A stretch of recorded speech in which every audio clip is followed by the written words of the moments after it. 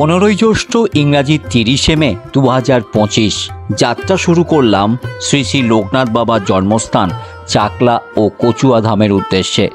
চাকলা ও কচুয়া বাঙালি হিন্দুদের একটি গুরুত্বপূর্ণ তীর্থক্ষেত্র। তবে লোকনাথ ব্রহ্মচারী কোথায় জন্মগ্রহণ করেছেন তা নিয়ে কিন্তু দ্বিমত আছে। তবে সেই দ্বিমত লোকনাথ বাবার ভক্তদের ভক্তির পথে বাধা হয়ে দাঁড়ায়নি এতটুকুও। মনে করা হয় কালীঘাট, দক্ষিণেশ্বর ও তারাপীঠের পরই পশ্চিমবঙ্গের জনপ্রিয় ধর্মীয় স্থানগুলির মধ্যে অন্যতম চাকলা ও কচুয়া ধাম।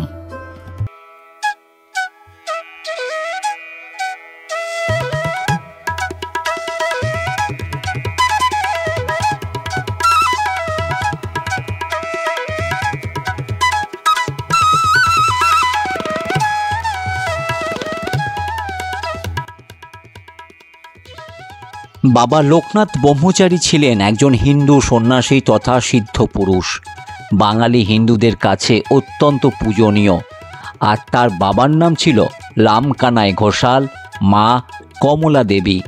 বাবার ইচ্ছায় বালক লোকনাথ ব্রহ্মচর্য ধারণ করে গৃহত্যাগ করেন। লোকনাথ বাবার কর্মময় তীর্থক্ষেত্র হল বাংলাদেশের নারায়ণগঞ্জের সোনারগাঁওয়ের বারোদি আশ্রম। তার ভক্তদের প্রতি অভয়বাণী, রণে বনে জলে জঙ্গলে যেখানেই বিপদে পড়িবে আমাকে স্মরণ করিও, আমি রক্ষা করব। ভক্তদের মনে সান্ত্বনা দেয়, শক্তি যোগায় লোকনাথ বাবার এই বাণী।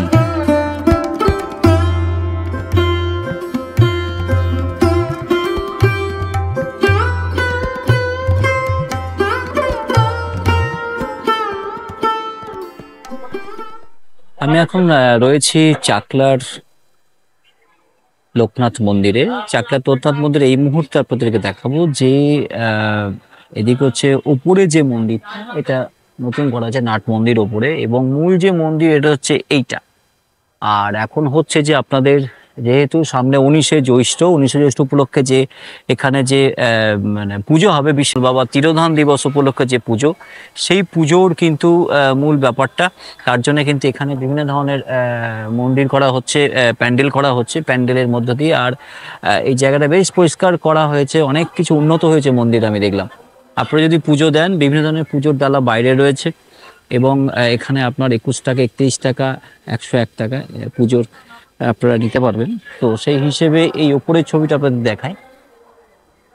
এটা হচ্ছে ওপরের যে মন্দিরের নাট মন্দির, এবং এই যে পাশে রয়েছে এটা মূল মন্দির।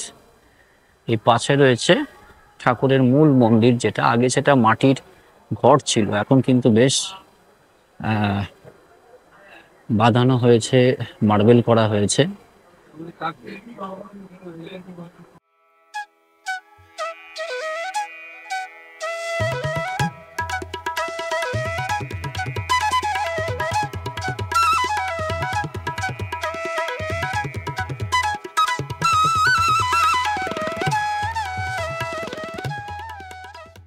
আর এদিকে এনকোয়ারি রুম, বিভিন্ন ধরনের আপনি যদি কোনো দান করেন এই মন্দির নির্মাণ কল্পে বা উন্নতি কল্পে, তাহলে কিন্তু আপনাদেরকে এই জায়গায় আসতে হবে।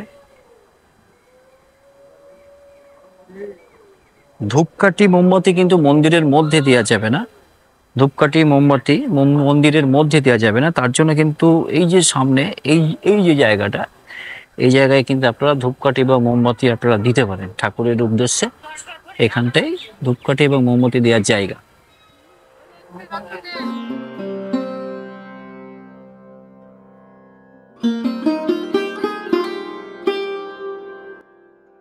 সামনে 19শে জ্যৈষ্ঠ, এই 19শে জ্যৈষ্ঠকে কেন্দ্র করে কিন্তু এখন চাকলা ধাম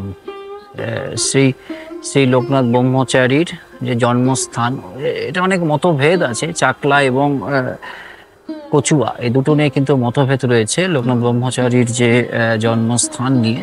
তবুও মানুষের মধ্যে কিন্তু একটা ভক্তি এবং একটা বিশ্বাস এটা তো রয়েছেই। সেই জন্যে প্রচুর মানুষ কিন্তু প্রতি বছর এই চাকলা এবং কচুয়া ধামে আসেন। আর 19শে জ্যৈষ্ঠকে কেন্দ্র করে তো প্রচুর এখানে মেলা বসে, বিশেষ কোনো পুজো হয় 19শে জ্যৈষ্ঠ লোকনাথ বাবার। আজকে ওয়েদারটা একটা ভালো হয়ে গেল, সকাল থেকে বেশ বৃষ্টি ছিল, ওয়েদার অনেকটাই ভালো হয়ে গেল। সুন্দর কারুকার্য রয়েছে মন্দিরে।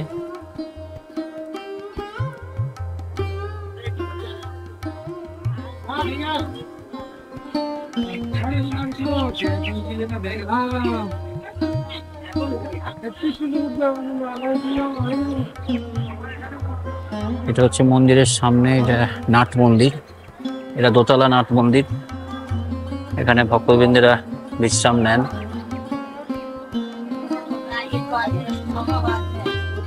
এখানে বিশেষ পুজোর ব্যবস্থা আছে, একান্তে পুজো 100 টাকার লাইন। এটা হচ্ছে 100 টাকার লাইন। এই যে একান্তে পুজো, একা একা আপনারা পুজো দিতে যদি চান তাহলে এখানে 100 টাকার লাইন এটা। আর এখানে হচ্ছে মন্দিরের ভেতরে যদি অঞ্জলি দেন বা পুজো দেন, এইটা দিয়ে যেতে হবে।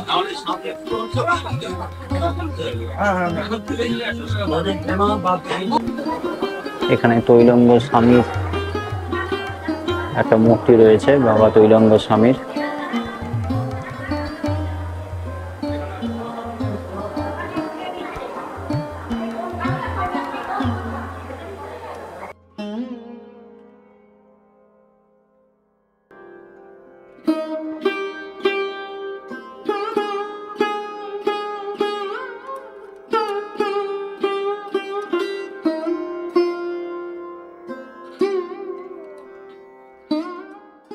যেহেতু সামনে 19শে জ্যৈষ্ঠ, সেই জন্য কিন্তু এই মন্দির চত্বরটা প্যান্ডেল দিয়ে বেঁধে ফেলা হচ্ছে এবং বিশেষ পুজো, তার জন্য সামনে একটা মন্দিরের মধ্যে কিন্তু একটা মঞ্চ বাঁধা হয়েছে, সেখানে বিভিন্ন সাংস্কৃতিক অনুষ্ঠান হবে।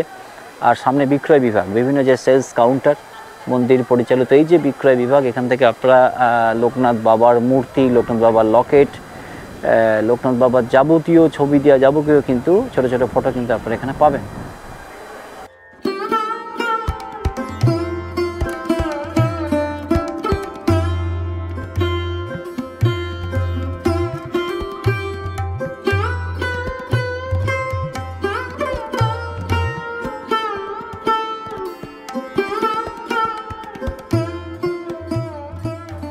এটা হচ্ছে লোকনাথ মন্দিরের মধ্যে একটা বিক্রয় কেন্দ্র, বিভিন্ন ধরনের ফটোগুলো আছে, লোকনাথ বাবার ফটো রয়েছে ছোট ছোট। লোকনাথ বাবার সঙ্গে অনেক দেবদেবীর মূর্তি কিন্তু এখানে রয়েছে। এখান থেকে আপনারা বিভিন্ন ধরনের বাড়ির জন্য বা কাউকে যদি আপনারা গিফট দেন, সেই জন্য লোকনাথ বাবার মূর্তি কিন্তু আপনারা সংগ্রহ করতে পারেন এখান থেকে।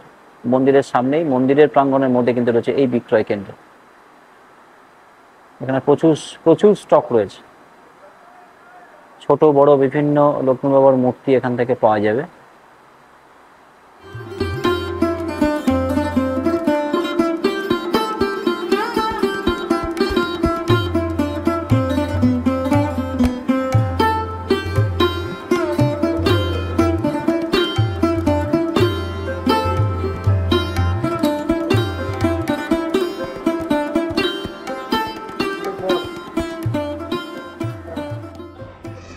প্রতি বছরেই এই চাকলা লোকনাথ এই যে মন্দিরে প্রতি বছরই কিন্তু ভক্তবৃন্দ আসেন, কিন্তু 19শে জ্যৈষ্ঠকে কেন্দ্র করে কিন্তু প্রচুর ভক্তবৃন্দ তারা আসেন। যেহেতু ওই দিন বাবার তিরোধান দিবস, এবার 135তম বৎসরে কিন্তু পড়ছে লোকনাথ বাবার তিরোধান দিবস, 135 বছরে পড়লো। আমি একদম দোতলায় উঠে এসে গেছি। দোতলা থেকে আমি বাইরের ভিউটা আপনাদেরকে দেখাতে চাইবো, যে দেখুন কত সুন্দর একটা ভিউ এখান থেকে। ওখানটায় কিন্তু ওপরটা খুব সুন্দরভাবে আপনাদের দেখা যাবে এবং চারদিকে যে সবুজের যে জায়গাটা এবং সবুজ, এবং যেহেতু বললাম যে সামনেই 19শে জ্যৈষ্ঠ, তো পুজো তো আজকেও হচ্ছে, প্রতিদিনই হচ্ছে। পুজোর টাইম কবে কবে কখন কখন পুজো হয়, সকাল 8টা থেকে রাত্রি 10টা পর্যন্ত কিন্তু পুজো এখানে চলে। যদি আপনারা ভোগ খেতে চান তাহলে কিন্তু 1টার মধ্যে কিন্তু আপনাদেরকে কুপন নিতে হবে, 1টার মধ্যে কুপন নিতে হবে। এসে মন্দিরে যে জায়গায় ভোগের কুপন দেওয়া হয় সেখান থেকে আপনারা সংগ্রহ করবেন, 1টার মধ্যে পারবেন চলে আসতে। ভোগ কুপন সংগ্রহ করে আপনারা ভোগ নিতে পারেন। এছাড়া যারা বাসে আসছেন তাদেরকে বলবো, যারা বাস রাখার জন্য জায়গা রয়েছে সেখানে আপনারা পার্কিংয়ে যাবেন, রান্না করার জায়গা আছে এবং রান্না করে বসে খাওয়ার কিন্তু জায়গা রয়েছে। দেখুন প্রত্যেকটা এই জায়গাটা খুব সুন্দরভাবে কাজ হয়েছে, সবুজ একদম চারদিকে সবুজ, এই ওপর থেকে কিন্তু খুব সুন্দর লাগে, হাওয়া খুব সুন্দর হাওয়াও খেলে। এই জায়গাটা খুব সুন্দর, বেশ পরিষ্কার পরিচ্ছন্ন, দেখুন খুব সুন্দর পরিষ্কার পরিচ্ছন্ন। আমি একদম লোকনাথ বাবার মন্দিরের যে ওপরটা, এই ওপরে থেকে আপনাদেরকে দেখাচ্ছি ভিডিওটি।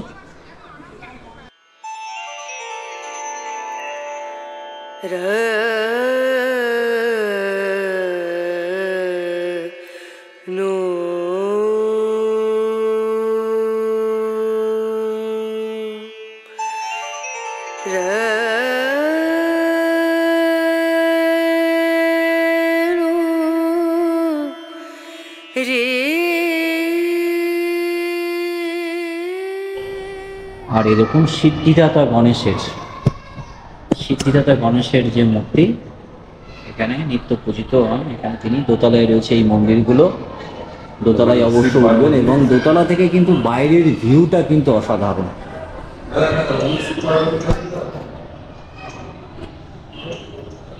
এই দোতলায় তিনটে মন্দির রয়েছে। একটা হচ্ছে শিব পার্বতী, এটা হচ্ছে শিব পার্বতীর মন্দির।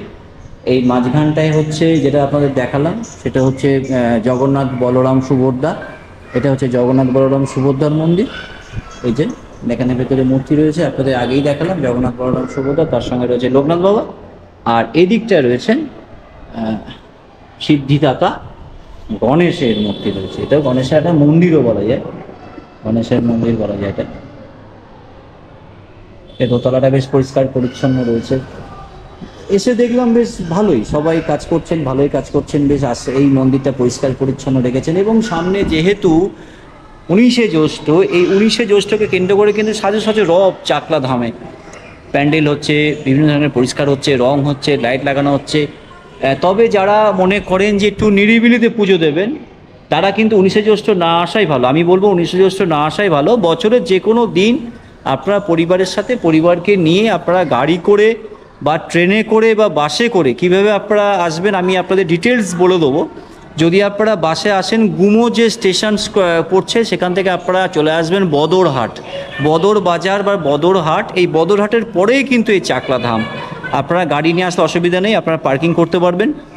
এবং যদি মনে করেন যে রান্না করে খাবো, সেই ব্যবস্থাও আছে। আর যদি ভোগ খেতে চান, যেটা বললাম সকালবেলা এসে আপনাকে ভোগের কুপন কাটতে হবে, 1টা বা 1:30টার মধ্যে এসে কিন্তু ভোগটা আপনাদের নিয়ে নিতে হবে।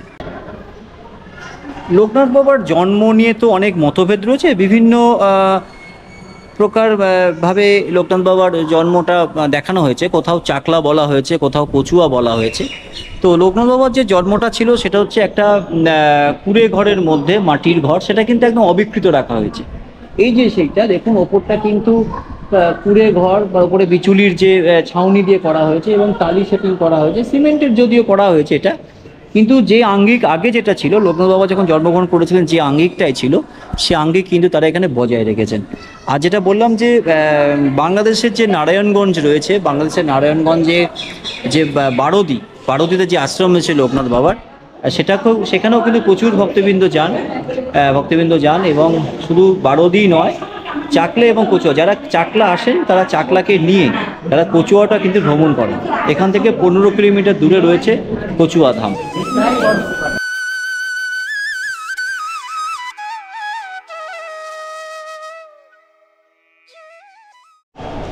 তো একটা কথা আপনাদের বলি যে আমরা বিভিন্ন জায়গাতে বেড়াতে যাই, বিভিন্ন জায়গায় বেড়াতে গিয়ে কোনো মন্দিরের গায়ে, কোনো পাহাড়ের গায়ে, কোনো পাথরের গায়ে আমাদের নাম বা আমরা যাদের ভালোবাসি সে সমস্ত প্রেমিকার নাম লিখে দিই, যে A+B বা B+A সেরকম নামের অক্ষর দিয়ে রেখে দিই। এখানে কিন্তু যদি আপনি করেন তাহলে কিন্তু আপনার 500 টাকা জরিমানা। এই মন্দিরের কোনো জায়গায় যদি আপনার নাম লেখেন, দেখুন বলতে আপনাদের দেখায়, অবিলম্বে লিখে রেখেছে একজন, যেটা আপনাদের বলছিলাম।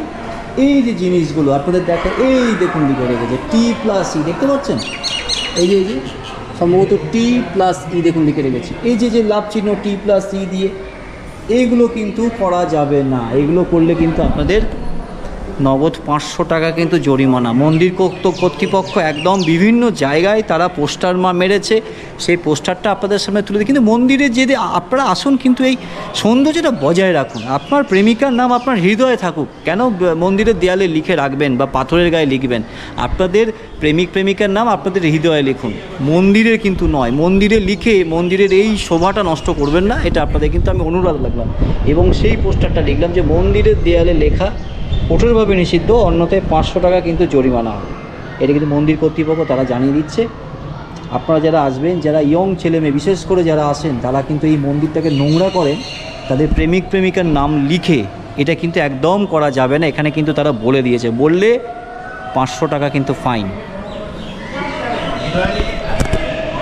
এখন যাচ্ছি আমরা কচুয়াতে। কচুয়া লোকনাথ বাবার যে মন্দির রয়েছে সেটাই দেখব। এখান থেকে অনেকটা রাস্তা হাঁটতে হবে আপনাকে।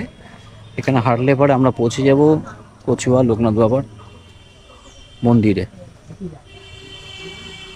যেমনটা আপনাকে বলেছিলাম যে চাকলা এবং কচুয়া দুটোই জন্মস্থান হিসেবে পরিগণিত। প্রচুর ভক্তরা আসেন এখানে। এখন ঘড়ির কাঁটায় বাজে আপনাকে প্রায় ধরুন 4:30। আমরা এখানে চাকলা থেকে করে কচুয়া এলাম এবং কচুয়া থেকে মন্দির পরিদর্শন করে আমরা বাড়ির পথ ধরব। তো চলুন আজকে কচুয়া মন্দিরটা কেমন, লোকনাথ মন্দির, সেটা আপনাদের দেখাবো। রাস্তার দুপাশে কিন্তু প্রচুর রাস্তার দুপাশে দেখুন প্রচুর দোকান আছে। এদিক থেকে দোকান শুরু হলো।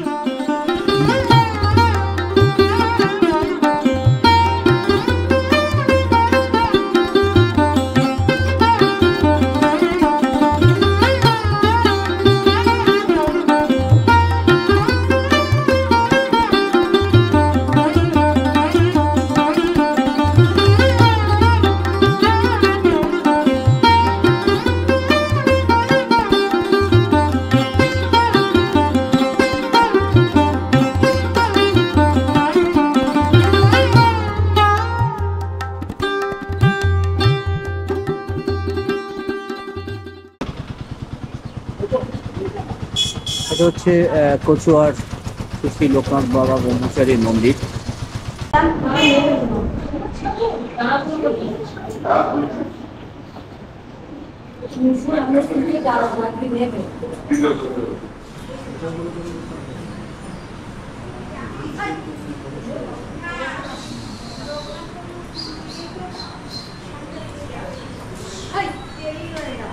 কচুয়া মন্দির আপনাদের দেখালাম, লোকনাথ বাবার মন্দির এখানে দেখালাম। আর এই দিকটা হচ্ছে আপনারা ধূপকাঠি জ্বালানোর জায়গা হচ্ছে এই দিকটা।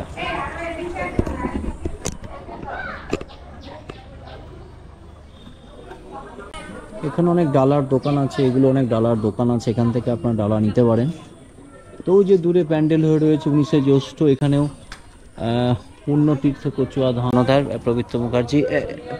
কেমন লাগছে আপনার আজকের এই চাকলা এবং তার সঙ্গে কচুয়া পরিবেশ? প্রথমে তো আমাদের ঝড়জল ছিল কদিন ধরে, ভাবছিলাম হয়তো এই ট্যুরটা হয় কি হবে না, শেষ পর্যন্ত লোকনাথ বাবার সহায়। কি বলবেন আজকে ট্যুর নিয়ে? এটা তো মানে আমি তো বলবো অসাধারণ। নমস্কার, আমি অভিষেক আর আপনারা দেখছেন সুলুক সন্ধান উইথ অভিষেক। যদি ভালো লাগে আমার এই ভিডিওগুলো তাহলে অবশ্যই সাবস্ক্রাইব করে দেবেন এই চ্যানেলটি আর পাশে থাকা বেল বাটনটি প্রেস করবেন। যখন আমি নতুন কোনো ভিডিও দেবো তার নোটিফিকেশন সর্বাগ্রে চলে যাবে আপনাদের কাছে। ধন্যবাদ, ভালো থাকবেন। ফিরছি আরও একটি ভিডিও নিয়ে।